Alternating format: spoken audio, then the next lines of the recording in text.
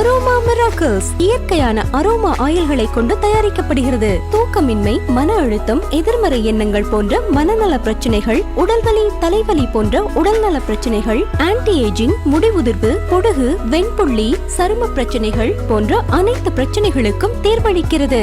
Aroma miracles.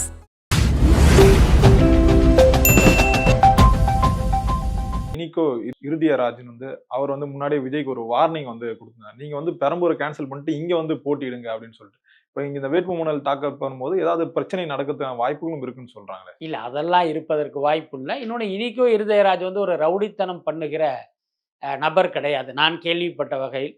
அதுக்கு அடுத்து பார்த்தீங்கன்னா, அவர் அந்த கிறிஸ்துவ மக்களோட பார்த்தீங்கன்னா ரொம்ப நெருங்கி பழகிறவர். அவங்களுடைய பிரச்சனைகளுக்காக முன் இருக்கிற ஒரு கேரக்டர்.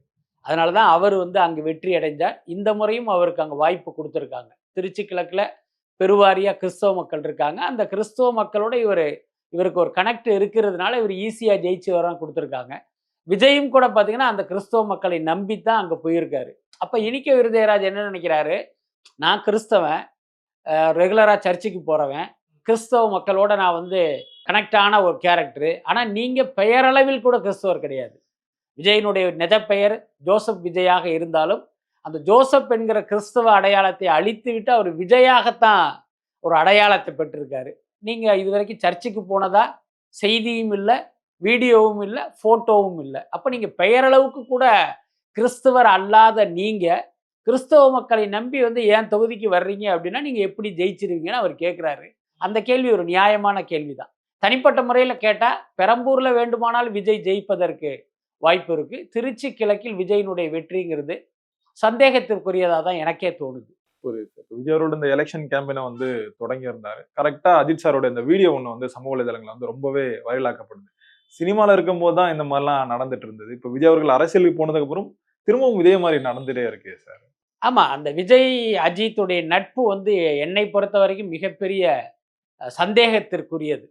இவங்க ரெண்டு பேரும் பயங்கரமான நண்பர்கள் மாதிரி இவங்க வெளியில காட்டிக்கிறாங்க. ஆனா உள்ளுக்குள்ள பாத்தீங்கன்னா ஏதோ ஒரு அவங்க ரெண்டு பேருக்குள்ள இருக்கு. அப்படிதான் நான் சந்தேகப்படுறேன் ரொம்ப அழுத்தமா. ஆரம்ப காலம்லாம் எனக்கெல்லாம் தெரியும் இவங்க ரெண்டு பேருக்குள்ள ஒரு பெரிய போட்டி இருந்தது. போட்டியை தாண்டி பொறாமையும் இருந்தது. நான் பல பேட்டிகளில் சொல்லியிருக்கேன். அஜித் விஜய் அப்படின்னு எழுதும் போது விஜய் தரப்பில் இருந்து என்னை போன்ற பத்திரிகையாளர்களை கான்டாக்ட் பண்ணி அஜித் விஜய்ன்னு எழுதாதீங்க, விஜய் அஜித்னு குறிப்பிடுங்கன்னு சொல்லுவாங்க. அது சாதாரண விஷயம் இல்லை. மக்கள் பார்த்தீங்கன்னா எம்ஜிஆர், சிவாஜி, ரஜினி, கமல்னு தான் சொல்லியே பழகியிருக்காங்க. அப்போ இதன் மூலமே நீங்கள் வரிசையை புரிஞ்சுக்கலாம். எம்ஜிஆர் நம்பர் 1ன்னா சிவாஜி நம்பர் 2, ரஜினி கமல் அப்படின்னு சொல்கிறாங்க அப்படின்னா ரஜினி நம்பர் 1, கமல் நம்பர் 2. அப்போ அஜித் விஜய் அப்படின்னா அது காலப்போக்கில் என்ன ஆகும்னா அஜித் நம்பர் 1ஆகவும் விஜய் நம்பர் 2ஆகவும் மக்கள் மனதில் பதிவதற்கு வாய்ப்பு இருக்கு. இந்த விஷயத்தை ஊடகங்கள் செய்யக்கூடாதுங்கிறதுனால ஆரம்பத்திலேயே அதை கரெக்ட் பண்ணாங்க. விஜய் அஜித்னு சொல்லுங்க அப்படின்ட்டு. அதனால தான் இன்றைக்கு விஜய் நம்பர் 1ஆகவும் அஜித் அதுக்கு கீழே இருக்கிறாரு. அந்த அளவுக்கு இவங்களுக்குள்ள ஒரு போட்டி இருந்தது. அதுக்கப்புறம் பார்த்தீங்கன்னா அஜித்தை நம்ம பேட்டி எடுக்க போறோம்னு வச்சுங்களேன், அவர் என்ன பண்ணுவார் அப்படின்னா பேட்டியா என்ன ஆன் த ரெக்கார்டா நம்மளோட ஒரு ஹாஃப் அன் ஹவர் பேசுறாருன்னு வச்சுங்களேன். ஆஃப் த ரெக்கார்டா பார்த்தீங்கன்னா 1 மணி நேரம் பேசுவார். அந்த 1 மணி நேரத்தில் 55 நிமிஷம் விஜய் குறித்த கமெண்ட்ஸாக தான் இருக்கும். ரொம்ப டேரிங்காக கமெண்ட் அடிப்பார். நமக்கெல்லாம் அந்த அனுபவம் நடந்திருக்கு. ஆஃப் த ரெக்கார்டாக பேசினதை நம்ம வெளியில் சொல்லக்கூடாது, அதுதான் பத்திரிகை தர்மம். அந்த அடிப்படையில் அவர் பேசிய கருத்துக்களை நம்ம பேச வேணாம். ஆனால் அப்படியெல்லாம் நடந்தது. ஒரு கட்டத்தில் பார்த்தீங்கன்னா இமயமலையில் என் கொடி பறந்தால் உனக்கென்ன உனக்கென்னு தன்னுடைய படத்தில் ஒரு பாடலே வச்சார் அஜித். அந்த அளவுக்கு ரெண்டு பேருக்கும் பயங்கர இது இருந்தது. அதுக்கு அப்புறமா தான் ரஜினிகாந்த் அஜித்தை கூப்பிட்டு நீ ரொம்ப லூஸ் டாக் விடுற, கொஞ்சம் வாயை அடக்கிக்க, அதுவும் பத்திரிகைக்காரன்ட்டெல்லாம் இந்த மாதிரி உளராத அப்படிங்கிற மாதிரி அட்வைஸ் பண்ணி அஜித்தை ஒரு அமைதியான மனிதராக மாற்றினார். இதெல்லாம் கடந்த காலம். அதுக்கப்புறம் பார்த்தீங்கன்னா ஒரு வயது கொடுத்த பக்குவம் காரணமாக அஜித்தும் விஜயும் சந்திக்கிறது, ஏதோ மங்காத்தா ஷூட்டிங்கில் இல்லையே சந்தித்து இவர் பிரியாணியை கொடுக்க, இவர் அவருக்கு ஏதோ வாட்சை கொடுக்க, இப்படி எல்லாம் நடந்தது. அதுக்கப்புறம் அஜித்துடைய அப்பா இறந்து போனப்போ முதல் ஆளா விஜய் போனார். இது எல்லாமே வயது கொடுத்த பக்குவம் தான். ஆனால் அதையும் தாண்டி பார்த்தீங்கன்னா இந்த தொழில் போட்டிங்கிறது ரெண்டு பேருக்குள்ள இருக்கும்னு நினைக்கிறேன். அதனால தான் நீங்கள் ஒவ்வொரு காலகட்டத்திலுமே விஜய் குறித்து ஒரு செய்தி வந்தால் அதை மடைமாற்றும் அது மாதிரி அஜித் குறித்து ஒரு தகவல் வரும். அதை அஜித் சொல்லி வருதா அல்லது சுரேஷ் சந்திராவுடைய அறிவுறுத்தல்ல அவர் இந்த செய்திகளை ஃபீட் பண்ணி வருதாங்கிறது தெரியாது, ஆனால் வருது. அதுக்கு அடுத்து அஜித் குறித்து வருகிற செய்திகள் எதுவுமே தற்செயலாக வருவதில்லை. அவங்களுக்குன்னு ஒரு இணைய கூலிப்படம் இருக்கு. சுரேஷ் சந்திரா பல பேருக்கு பணம் கொடுத்து அஜித்தை புகழ் பாடவும், அஜித்தை விமர்சிக்கிற என்னை போன்றவர்களை வசைப்பாடவும் ஒரு டீம் வச்சிருக்காரு. ஸோ அந்த மாதிரியான ஆட்கள் மூலமாகத்தான் இதெல்லாம் பரப்பப்படுது. இன்னைக்கு பார்த்தீங்கன்னா, இவர் தேர்தல் களத்துக்கு வந்து மக்களை சந்திக்கிற இந்த நேரத்தில் இவர் பிரியாணி சமைக்கிற வீடியோலாம் வருது. இதெல்லாம் கூட திட்டமிட்ட ஒன்று தான். பட் அதே நேரம் அரசியல் களத்தில் விஜய்க்கு வந்து இவ்வளோ பெரிய எழுச்சியும் செல்வாக்கும் இருக்கிறத கண்கூடா பார்க்குறோம். அந்த செல்வாக்க அஜித் பிரியாணி சமைக்கிற ஒரு வீடியோ வந்து மடைமாற்றி விட முடியுமா? அப்படி ஒருத்தன் நினைக்கிறானா, அவனை விட முட்டாள் வேற யாரும் இருக்க முடியாது. இல்ல சார், இப்ப அஜித்துக்கும் விஜய்க்கும் இந்த தொழில் போட்டி வந்து இருக்கலாம். இப்ப அஜித் ரசிகர்கள்லாம் இருக்காங்களே சார், அவங்க எல்லாரும் வந்து விஜய்க்கு ஓட்டு போடுற அந்த ஒரு மனநிலையில தான் இருக்காங்க. இப்ப கரெக்டா இப்ப இபிஎஸ் வந்து அஜித்தோட புகைப்படத்தெல்லாம் வச்சு அவருடைய ரசிகர்கள் ஓட்டை வாங்குறதுக்கு என்னென்ன முயற்சிகள்லாம் பண்ணிட்டு இருக்காங்களே சார். அஜித் அமைதியா இருந்தாலும் அந்த அரசியல் வந்து அஜித்தை விட்டபாடு இல்லையே சார். அதாவது இந்த அஜித்தினுடைய ரசிகர்கள் விஜய்க்கு வாக்களிப்பதுங்கிறது மிக சொற்பமாக தான் இருக்கும்.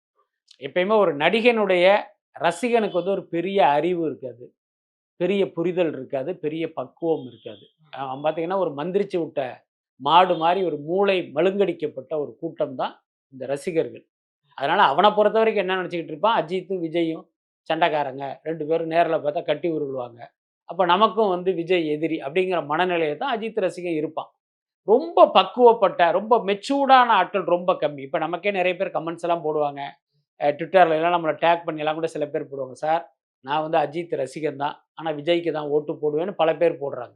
ஆனால் அது ரொம்ப சொற்பம் தான். மற்றபடி பெரும்பாலான ரசிகர்கள் இந்த தேர்தலில் வந்து விஜயை வந்து ஒழிச்சு கட்டணும் அப்படிங்கிற எண்ணம் உள்ளவர்கள் தான், அதில் மாற்றம் இல்லை. அதனால் அஜித் ரசிகர்களுடைய வாக்கு எனக்கு தெரிஞ்சு விஜய்க்கு கிடைக்கிறதுக்கு வாய்ப்பு இல்லை. இப்போ விஜய்க்கு இந்த வாக்குகள் கிடைக்கலன்னா இது யாரு பக்கம் வரணும் அப்படிங்கிறதுல திமுகக்கும் அதிமுகக்கும் ஒரு பெரிய போட்டியே இருக்கு. அதில் ஒன்று தான் இப்போ எடப்பாடி கலந்துக்கிற இதில் அஜித் இருக்கிற மாதிரியான ஒரு ஃபோட்டோ காட்டப்பட்டது. இது உண்மையா பொய்யா, எப்போ எடுக்கப்பட்டது, இது எதுவுமே அஜித் ரசிகன் யோசிக்க மாட்டான்.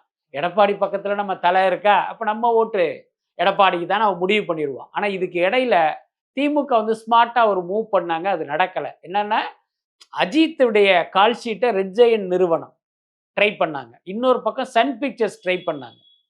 அப்போ அந்த நிறுவன படங்களில் அஜித் கமிட் ஆயிட்டார் அப்படின்னு ஒரு செய்தி வெளியில வந்தா இந்த ரசிகன் என்ன நினைப்பான், அப்போ அஜித்துக்கு வந்து திமுக மேல கோபம்லாம் இல்லை, அவர் திமுகவுக்கு ஆதரவானவர் தான், அப்போ நம்மளும் அவங்களுக்கு ஓட்டு போடுவோம்னு ஒரு முடிவுக்கு வந்திருப்பான்.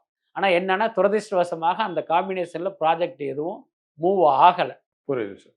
இந்த AK-64 என்னதான் சார் ஆச்சு அது? அது வந்து அஜித்துக்கே தெரியாது. ஹிந்தியில் ஒரு வார்த்தை இருக்கு, ராம் ஜானே, அதனால் அது கடவுளுக்கு தான் தெரியும் அப்படின்னு சொல்லுவாங்க. அந்த மாதிரி அஜித் ஜானே அப்படின்னு தான் நம்ம சொல்லணும். ஆனால் என்னென்ன நடைமுறை என்ன அப்படின்னா, அஜித்தை வைத்து படம் தயாரிப்பதற்கு எந்த தயாரிப்பாளரும் எந்த தயாரிப்பு நிறுவனமும் தயாராக இல்லை. இதுதான் உண்மை. இதை நம்ம சொல்லும் போது பார்த்தீங்கன்னா அஜித் ரசிகர்களுக்கு ஒரு அதிர்ச்சியாக இருக்கும். நீங்கள் அந்த கத்திரிக்காய் முத்துனா கடத்தருக்கு வந்து தானே ஆகணும், அதுதானே யதார்த்தம். பாருங்க, அஜித் வந்து இவ்வளோ பெரிய நடிகர், அவர் நடித்து படம் வெளியாகி ரொம்ப வருஷம் ஆகுது, ரொம்ப மாசம் ஆகுது, ஆனால் அடுத்த படம் அறிவிக்கவே இல்லை அப்படின்னா என்ன காரணம்? அவருக்கு வந்து ஒரு மார்க்கெட் இருக்கு அப்படின்னா அவரை வச்சு படம் எடுக்கிறதுக்கு ஒரு 10 ப்ரொடியூசர் அவர் வீட்டு வாசல்ல போய் நிக்கணுமே, ஏன் ஒருத்தரும் நிக்கல? ரேசிங்ல வந்து பிஸியா இருக்காரு, ஸோ அதனாலதான் அந்த அது ஒரு காரணம் தான். ஏன் கடந்த காலங்களில் அவர் ரேசிங்ல பிஸியா இருந்துகிட்டே படத்தில் நடிக்கலையா? அதுக்கு அடுத்து நான் சொல்றேன், ரேசிங்ல பிஸியா இருக்காருல்ல, அப்புறம் எந்த அடிப்படையில் நாங்கள் வந்து பிப்ரவரி மாதம் புது படத்தை அறிவிப்போன்னு அஜித் அறிவிச்சாரு? அவர் தானே அறிவிச்சாரு, அது ஒன்றும் ஏஐ கிடையாதுல்ல, என்ன அவர் தான் அறிவிச்சாரு. அப்புறம் எதுக்கு ஆதித்ய ரவிச்சந்திரன் மாச கணக்கில் ஆஃபீஸ் போட்டு ஒரு ஹோட்டலில் தங்க வச்சு எதுக்கு வந்து ப்ரீ ப்ரொடக்ஷன் ஒர்க் பார்க்குறீங்க? அனிருத்தை போய் எதுக்கு கமிட் பண்ணீங்க? எத்தனை பேரை நீங்கள் அந்த படத்துக்கு கமிட் பண்ணி வச்சுறீங்க? அப்போ இந்த வருஷம் அந்த படம் ஆரம்பிக்கல அப்படின்னா ஆதித்ய ரவிச்சந்திரன் எதுக்கு வச்சுறீங்க? அதனால பார்த்தீங்கன்னா உண்மை என்ன அப்படின்னா, அஜித்தை வைத்து படம் தயாரிக்க யாரும் தயாராக இல்லை. பல நிறுவனங்களுக்கு போனாங்க, 185 கோடி சம்பளம் அப்படிங்கும்போது பல பேர் தெரிச்சு ஓடுறாங்க. அஜித்துடைய மார்க்கெட் நிலவரம் தெரியாமல் சில வட இந்திய நிறுவனங்கள் இது இவரோட படம் பண்ணுறதுக்கு முன் வந்தாங்க, சில இன்வெஸ்டர்ஸ்லாம் முன் வந்தாங்க. ஆனால் இங்கே வந்து பார்த்தீங்கன்னா அவங்க ஒரு என்கொயரியை போடும்போது அஜித்துக்கு அவ்வளவு வேல்யூ இல்லை என்ன அப்படின்னு தெரிஞ்சவொன்னே அவங்களும் பின்வாங்கிட்டாங்க. ஒரு சின்ன கணக்கு சொல்கிறேன், இவர் 185 கோடி ரூபா கேட்குறாரு. ஆதித்ய ரவிச்சந்திரன் கதையில் பார்த்தீங்கன்னா மோகன்லால் இருக்காரு, அவருக்கு வந்து 25 கோடி ரூபா சம்பளம், புரியுதா இல்லையா? அதுக்கப்புறம் பார்த்தீங்கன்னா அந்த படத்தினுடைய பட்ஜெட்டு 280 கோடி. ஒருவேளை அந்த ப்ராஜெக்ட் அப்படி நகர்ந்து போச்சு அப்படின்னா வட்டி கிட்டின்னு சேர்த்து ஒரு 300 கோடி ஆயிடும். ஆனால் அஜித்துக்கு வந்து 225 கோடி ரூபா கூட பிஸ்னஸ் கிடையாது.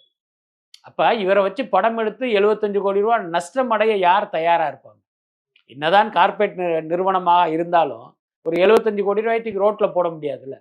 ஸோ இதுதான் நிலைமை. ஆனால் இவர் பார்த்தீங்கன்னா விஜய் அவ்வளோ வாங்கிட்டாரா, அப்போ நம்ம வந்து அந்த அளவுக்கு சம்பளம் வாங்கி ஆகணுங்கிறதுனால அந்த சம்பளத்தில் அவர் ரொம்ப விடும்பு புடியாக இருக்கார். இதுதான் காரணம்.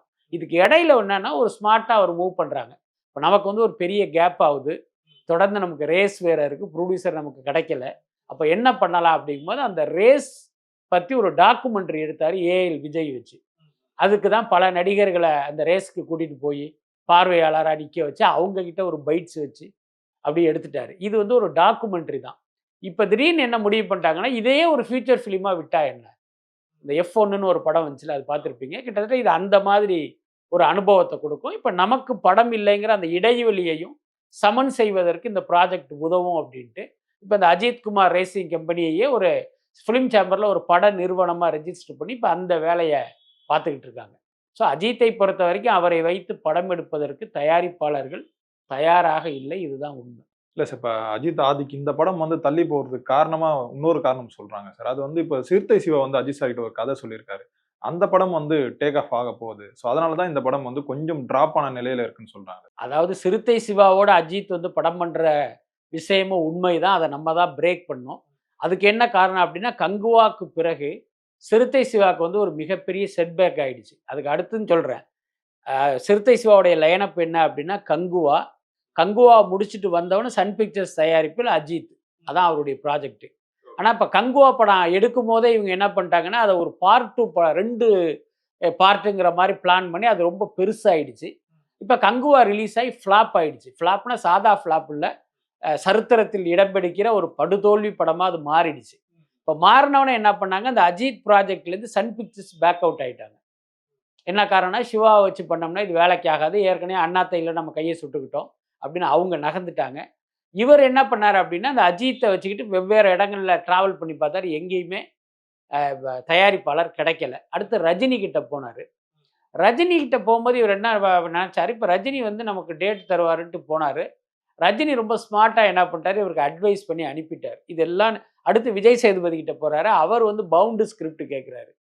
இந்த விஷயத்தை அஜித் கிட்ட இவர் ஷேர் பண்ணுறாரு. அப்போ அஜித் ரொம்ப ஃபீல் பண்ணி சரி ஓகே நம்ம ப்ராஜெக்ட் பண்ணுவோம் அப்படின்னு இவர்கிட்ட அவர் அஷூரன்ஸ் கொடுத்தாரு. அதுக்கு 2 காரணம். ஒன்று சிவா மீதான அந்த நன்மதிப்பு, அவர் கஷ்டப்படுறாரு, அவருக்கு படம் கொடுப்போங்கிறது ஒன்று. இன்னொன்று சிவா பண்ணுற படம் ஆதிக் படத்தோட கம்பேர் பண்ணிங்கன்னா பட்ஜெட் கம்மி, அப்போ தயாரிப்பாளர் கிடைப்பாங்கங்கிறது ஒரு காரணம். புரியுதா இல்லையா? ஸோ இதுதான் மேட்ரு. இப்போ எந்த ப்ராஜெக்ட்டுக்கு ப்ரொடியூசர் கிடைக்கிறாங்களோ அது அவருடைய அடுத்த படமாக வரும். ஆனால் எனக்கு தெரிஞ்சு இந்த படத்துக்கும் தயாரிப்பாளர் கிடைக்க மாட்டாங்க. அதோடைய அர்த்தம் என்னன்னா இவர் 185 கோடியிலிருந்து இறங்கி வராத வரை இன்னும் 10 வருஷம் ஆனாலும் விஜய்க்கு அஜித்துக்கு வந்து ப்ரொடியூசர் கிடைக்க மாட்டாங்க. இப்போ சிவா கஷ்டப்படுறான்னு சொல்லிட்டு ஒரு படம் வந்து பண்ணி கொடுக்குறாரு. ஆக்சுவலா அஜித் சாரை வச்சு நல்ல படங்கள் கொடுத்தது வந்து விஷ்ணுவர்தன் தான். அவர் ரொம்ப நாளா வந்து ஒரு படம் வந்து கேட்டுட்டு இருக்காரு. ஆனா அவருக்கு அந்த ஒரு வாய்ப்பு வந்து அஜித் சார் கொடுக்க மாட்டாரு. சார் அது என்ன காரணம்? இல்லை, அது அப்படி கிடையாது. 2-3 ப்ராஜெக்ட்டுக்கு அஜித்துடைய பரிசீலனை பட்டியலில் இருந்தது விஷ்ணுவர்தன். என் இது சரியாக இருக்கும் பட்சம் அந்த விடாமுயற்சி படம் வந்துச்சுல, அந்த விடாமுயற்சி வந்து லைக்காவில் தயாரித்தது. அந்த லைக்காவில் அஜித் பண்ணுற படத்தினுடைய டைரக்டர் யாருன்னா முதல்ல விக்னேஷ் சிவன். அதுக்கப்புறம் தானே அவரை நீக்கிட்டு மகிழ் திருமேனி வந்தார். அந்த விக்னேஷ் சிவனை கமிட் பண்ணுறதுக்கு முன்னால் லைக்காவுக்கு டேட் கொடுக்குறதுன்னு முடிவு பண்ண உடனே அஜித் வந்து ஒரு 2-3 டைரக்டர் லிஸ்ட்டில் வச்சுருந்தார். அதில் ஒருத்தர் விஷ்ணுவர்தன். அப்போ அவர்கிட்ட போய் கேட்கும்போது என்னென்னா நான் ஒரு ஹிந்தி படம் ஒன்று பண்ணுறேன், அதேமாதிரி சல்மான் கானுடைய ரிலேட்டிவே யாரையோ வச்சு ஒரு படம் பண்ணார் அவர், நான் அதில் பிஸியாக இருக்கேன் அப்படின்னு சொன்னதுனால தான் அந்த இதில் விஷ்ணுவர்தன் கிடையாது. அதுக்கப்புறமா தான் விக்னேஷ் சிவன் அவங்க போட்டது. அப்போ விக்னேஷ் சிவனை போட்டு கிட்டத்தட்ட ஒரு 1.5 வருஷம் கழித்து இதே மாதிரி பார்த்தீங்கன்னா ஒரு பிரச்சனையாகி அவர் தூக்குறாங்க. தூக்கிட்டு அடுத்து யாரை டைரக்டராக போடுறதுன்னு யோசிக்கும் போது இவங்க மறுபடியும் போனது விஷ்ணுவர்தன் கிட்ட. அப்போ பார்த்தீங்கன்னா விஷ்ணுவர்தன் வேற ஒரு ப்ராஜெக்ட் அநேகமாக நேசிப்பாயாக படமாக இருக்கும்னு நினைக்கிறேன். அதில் அவர் பிஸியாக இருந்ததுனால தான் மறுபடியும் மகிழ் திருமேனிக்கிட்ட போனது. அதனால் அஜித்தினுடைய லிஸ்ட்டில் வந்து விஷ்ணுவர்தன் இருந்தார், அநேகமாக இன்னமும் இருப்பார். அதுக்கு அடுத்து பாலகுமாரனுடைய கதை, உடையார்னு ஒரு கதை எழுதினார், அந்த ராஜேந்திர சோழனுடைய அந்த காலகட்டம் குறித்து. அந்த சப்ஜெக்ட்ல கூட அஜித் நடிக்கிறதா ஒரு ப்ராஜெக்ட்லாம் நடந்தது. அது பெரிய பட்ஜெட்டுங்கிறதுனால ஒரு கட்டத்தில் அது அப்படியே ட்ராப் ஆயிடுச்சு. அதனால அதெல்லாம் எதிர்காலத்தில் நடக்கலாம். பட் எல்லாத்துக்கும் அஜித் சம்பளத்தை குறைக்கணும். அப்பதான் அவருடைய அடுத்த படம்ங்கிறதே உங்களுக்கு மூவ் ஆகும்.